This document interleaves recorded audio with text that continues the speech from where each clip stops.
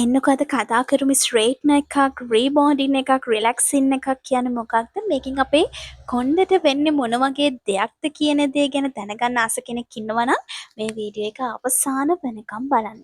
Hello මම ඩියුස්. එහෙනම් අද අපි කතා කරමු මේ කෙමිකල්ස් වලින් අපේ කොණ්ඩෙට වෙන්නේ මොකක්ද කියලා. අර දන්නවද ළමයි අපේ කොණ්ඩේ හැදිලා තියෙන්නේ කෙරටින් කියන ප්‍රෝටීන් එකකින්. ඒකට මේ කෙරටින් කියන ප්‍රෝටීන් එකේ තියෙනවා කියුටිකල් කියලා ලේයර් එකක්. මේක හරියට මාළුවෙක්ගේ කොරපොතු වගේ.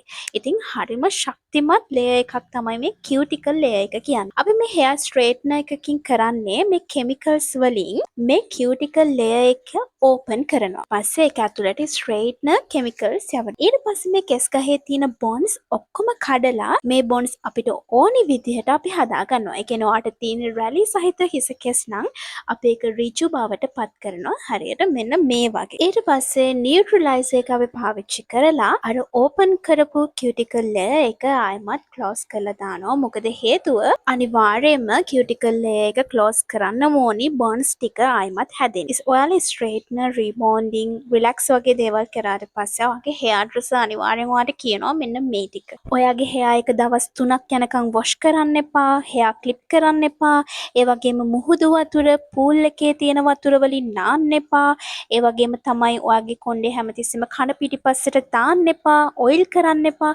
මෙන්න මේ වගේ ඇඩ්වයිස් ටිකක් දෙනවා ඔයාගේ රීබෝන්ඩින් එක ස්ට්‍රේට්න එක ඉවර වුණාට පස්සේ. මොකද ඒකට හේතුව අර කෙමිකල් වලින් අපි හදපු hair එක නැවත එයා වර්ධනය වෙන්න දවස් 3ක වගේ කාලයක් යනවා. ඉතින් ඔයා හදිසියවත් මේ දේවල් වලින් එකක් හරි කරොත් ඔයාගේ hair එක ආයෙමත් වේවි hair එකක් වෙන්න පුළුවන්. ඒ හින්දා ඒ bonds ටික ආයෙමත් හදන්න පොඩි කාලයක් යන හින්දා තමයි ඔයාට කියන්නේ hair එක රැලි වෙන දේවල් කරන්න එපා කියන එක තමයි කියන්නේ. ඉතින් ඒ වගේම තමයි ඔයාලා දන්නවා ස්ට්‍රේට් එකක්, රීබෝන්ඩින් එකක් normally මාස 6ක් හෝ 7ක වගේ කාලයක් තමයි තියෙන්නේ. ඉතින් ඒ මාස 6ක් හෝ 7ක කාලයක් ඔයා හරියට after care treatment එක කරනවා නම් ඔයාට පුළුවන් ඊටත් වඩා වැඩි කාලයක් ඔයාගේ hair එක හොඳට තියාගන්න. ඉතින් ඒකට ඔයාට පුළුවන් නම් මාසෙකට සැරයක් හොඳ deep conditioner වගේ දේවල් වලට එන්න straightener shampoo එකක්, conditioner එකක්, ඒ වගේම silicone එකක්, ඒ වගේම salons වලදී ඒව කරගන්න ඔයාට පුළුවන් ඔයාගේ hair එක හොඳට ලස්සනට තියාගන්න.